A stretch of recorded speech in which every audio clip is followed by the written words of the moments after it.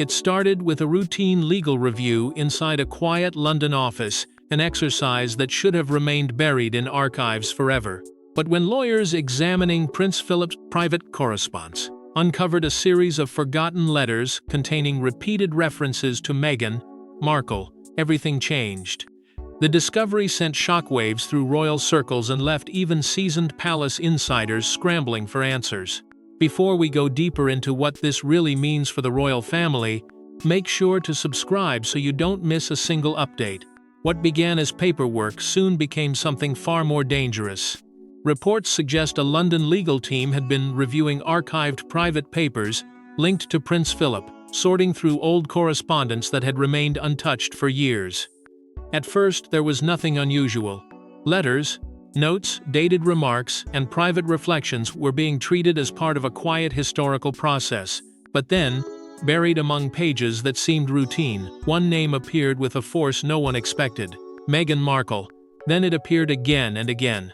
The lawyers reportedly paused, not because a name alone proves anything, but because the placement of that name inside Philip's private letters suggested a deeper concern, one tied to the fragile years when Harry and Meghan's break from royal life was turning into a wound the family could not close. The discovery did not stay inside the legal room for long.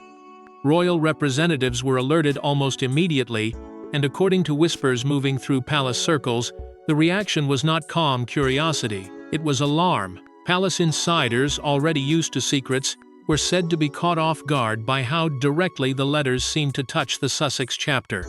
For Harry, the news reportedly arrived through intermediaries, not with comfort, not with warning, but like a cold message from the past. His grandfather's private words had resurfaced, and Meghan's name was inside them. Suddenly, old choices, old arguments, and old loyalties were no longer buried in memory. They were sitting in legal hands, waiting to be understood. But what made these letters so explosive wasn't simply Meghan's name appearing inside them, it was the timing and context surrounding every mention.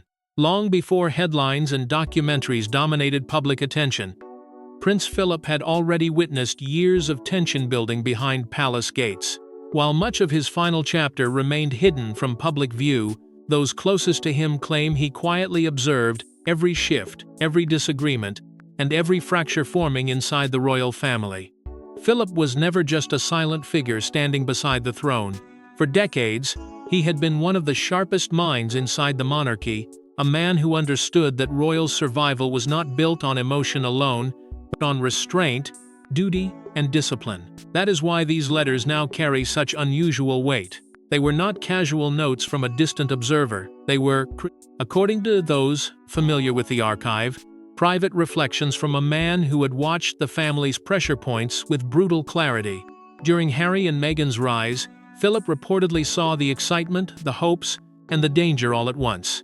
He had lived through abdication shadows, public scandal, family heartbreak, and media storms, so he knew how quickly admiration could become chaos when personal ambition collided with royal duty. Behind the smiles and official statements, concerns were said to be growing. Family gatherings became colder, conversations became shorter. Every key event seemed to carry an invisible tension, as if the palace was trying to hold together a story that was already beginning to crack. And through it all, Philip allegedly kept writing. Not for headlines, not for revenge, but perhaps because he understood that memory fades, while paper remains. Trusted aides are believed to have preserved certain pieces of correspondence with quiet care, never imagining they would one day become part of a legal review that could pull the Sussex conflict back into the center of royal debate. For Harry, this makes the discovery even more painful. These were not the words of an enemy. They were the possible warnings of a grandfather who had seen more royal storms than almost anyone alive. And for Meghan, the repeated connection to Philip's private thoughts threatens to reopen a chapter many assumed had been sealed. Because if Philip was recording concerns during those crucial years, then the letters are not just old papers. They are a hidden mirror held up to one of the monarchy's most painful family breaks. As investigators examined the timeline of the letters, they noticed a pattern that seemed impossible to ignore. One letter might have been dismissed as coincidence. Two could have been explained away. But as more documents surfaced, a remarkable pattern began emerging, one that connected major royal turning points with observations Philip had privately recorded years earlier. According to reports circulating around the legal review, the letters were not examined as isolated pieces. They were placed in order, dated, compared, and measured against the public timeline of the Sussex story. That was when the atmosphere changed. Certain references seemed to appear close to moments that later became defining cracks in the family. Private concerns before public tension, quiet warnings before open conflict, guarded remarks before irreversible decisions. Nothing in the letters needed to shout. Their power came from the fact that they appeared calm, deliberate, and painfully aware. Philip, insiders suggest, was not simply reacting to headlines. He was watching behavior, pressure, loyalty, and the slow movement of influence around Harry. Legal experts reportedly studied the language with caution, because private correspondence can be misunderstood when pulled from its original setting. A phrase that sounds severe today may have been written as family concern. A repeated mention may reflect worry, not judgment. But even with that caution, royal historians are said to have taken interest, because Philip's writings carried the weight of experience. He had seen the monarchy survive by controlling silence, not by chasing applause, and that made the pattern difficult to ignore. Why were these letters kept away from public knowledge for so long?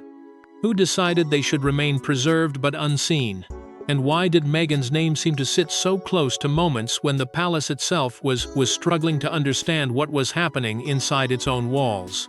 As word of the pattern moved quietly through royal circles, reactions hardened. Some palace figures reportedly saw the letters as a painful confirmation of fears they had never dared say aloud. Others believed the documents were too private, too sensitive, and too dangerous to be dragged into the open. But the damage had already begun. The letters were no longer just relics from Philip's final years. They had become a map of suspicion, a trail of concern, and perhaps a warning written before the full storm broke. And once that map was placed in legal hands, the question changed from what Philip had written to who would be forced to face it next. Yet the biggest shock wasn't what Philip appeared to predict, it was who eventually became aware of the letters. For years, Prince Harry believed many private family conversations had disappeared into history. Then came the call that changed everything. Sources claim the existence of Philip's letters reached him unexpectedly, forcing him to confront documents he never imagined would resurface. The news did not arrive as a public headline at first. It came like a warning passed through careful hands, the kind of message that makes even old wounds feel new again. Reports suggest Harry was told that lawyers in London had uncovered correspondence connected to his grandfather, and within those papers, Meghan's name appeared in a way that could not be ignored. For Harry, the emotional weight was brutal. Prince Philip was not just a royal elder. He was the man who had seen the family through war, scandal, loss, and survival. He was sharp, disciplined, and often difficult to impress, but his opinion carried a force that lingered long after he was gone. That is what made the discovery so painful. Harry may have believed the harshest family judgments had already been spoken, printed, debated, and left behind. But these letters suggested something colder.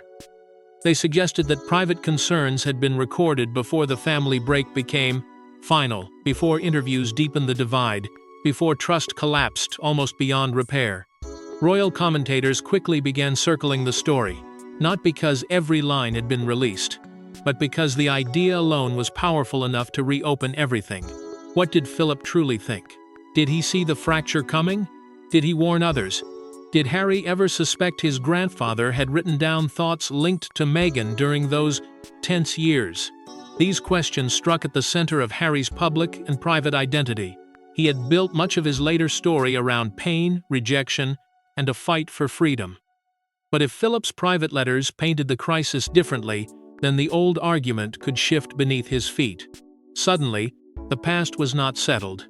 It was being re-examined by lawyers, interpreted by experts, and whispered through royal networks with growing urgency. Even those sympathetic to Harry understood how deeply this could cut. A grandfather's written words are harder to dismiss than palace gossip. They carry memory, authority, and finality. And as speculation grew, the Sussex divide was dragged back in focus, sharper than before, because this time the voice at the center was not a critic, not a journalist, not a rival courtier, but Prince Philip himself. But while Harry struggled with the implications, lawyers were uncovering details that raised even deeper questions. The closer lawyers looked, the more attention centered on several specific passages hidden among hundreds of pages.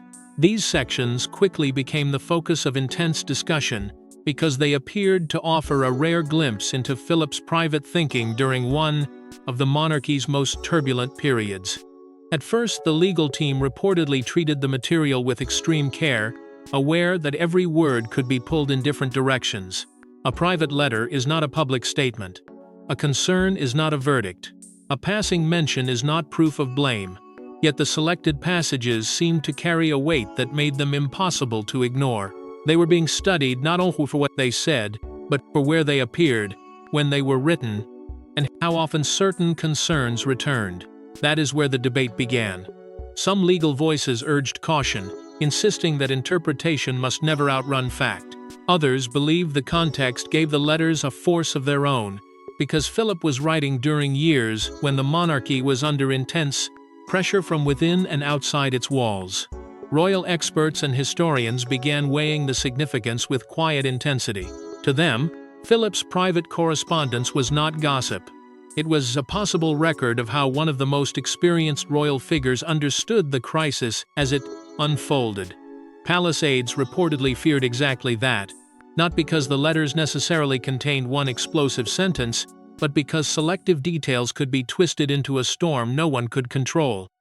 In the modern royal world, even a fragment can become a headline, and a headline can become a weapon.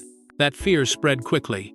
If passages were leaked without full context, Meghan's name could dominate the story. If the palace denied too strongly, it might appear to be hiding something. If it stayed silent, speculation would grow louder. The old royal method of saying nothing suddenly looked both powerful and dangerous. Meanwhile, media pressure began building at the edges, with commentators questioning whether Philip had privately seen the Sussex crisis differently from the public version later told. The silence around the letters only made them more magnetic. Every unanswered question added another layer of suspense. What had Philip noticed? Why were these passages preserved? Who had access to them before the lawyers found them? And why did people inside royal circles appear so nervous once the review turned toward Meghan? The letters had become more than paper. They were a battlefield between memory and reputation, between private concern and public narrative, between what the monarchy endured and what it chose never to say aloud. As word of the letters spread beyond legal circles, the palace found itself facing a challenge it could no longer ignore. By the time whispers reached senior royal circles, the situation had evolved far beyond a legal discovery. What began as an archival review was becoming a public relations nightmare, with every new rumor threatening to reshape old narratives. Behind closed doors, the concern was no longer only about what Philip had written. It was about what the world might believe once even a fragment escaped. Palace aides reportedly understood the danger immediately. A sentence removed from context could become a headline. A private concern could be turned into an accusation. A family reflection could be twisted into another weapon in the long and bitter Sussex War. That fear created a tense silence inside royal circles, because everyone knew Philip's words carried unusual force. He was not a passing commentator. He was the Queen's partner, a senior architect of the modern monarchy, and a man whose private judgment still held power years after his death. Senior aides were said to be weighing every option carefully.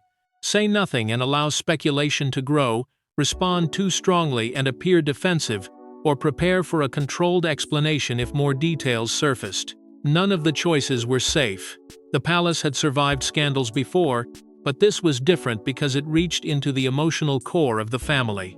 It connected Harry, Meghan, Philip, private grief, and royal legacy in one dangerous chain.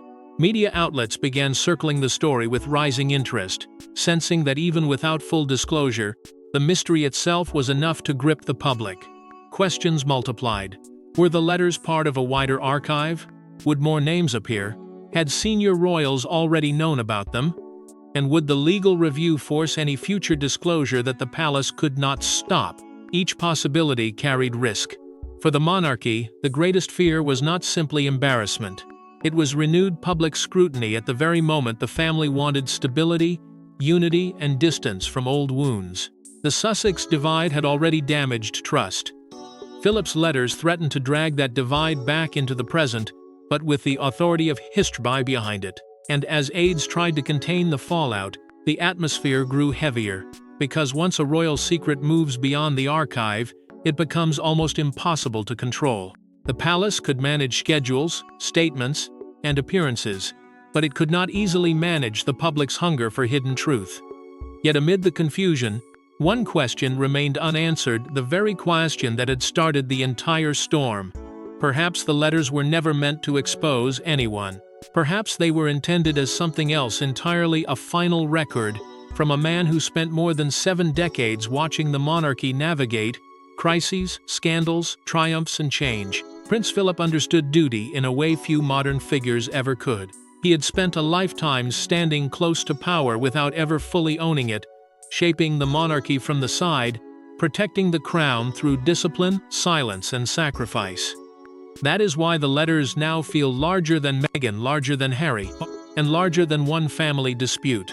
They seem to belong to a deeper question. What did Philip want the future to remember? Reports suggest his private correspondence was never written for public applause. It was likely written as reflection, warning, and record. In those pages, the real struggle may not have been about blame, but about legacy.